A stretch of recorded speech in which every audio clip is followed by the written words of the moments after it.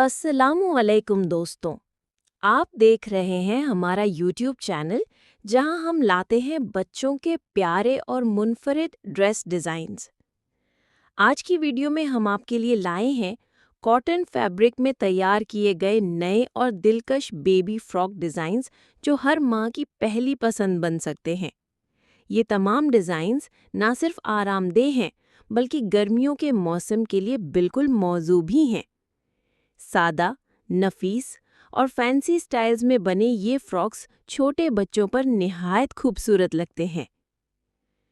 कुछ डिज़ाइंस में गोल गला और हल्की प्लेटें हैं जो रिवायती अंदाज को नया रूप देती हैं।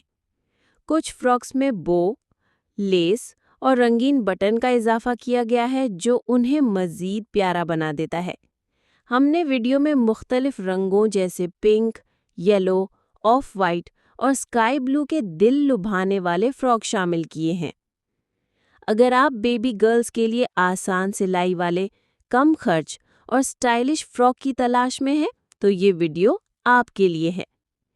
वीडियो को आखिर तक ज़रूर देखें क्योंकि आखिर में हम बताएंगे कि इन फ्रॉक डिज़ाइंस को घर पर कितनी आसानी से बनाया जा सकता है। तो दोस्तों, अगर आपको हमारी वीडियो पसंद आए तो पेंडे लाइक करें, शेयर करें और चैनल को सब्सक्राइब करना ना भूलें। हमें कमेंट्स में ज़रूर बताएं कि आपको कौन सा फ्रॉक सबसे ज़्यादा पसंद आया।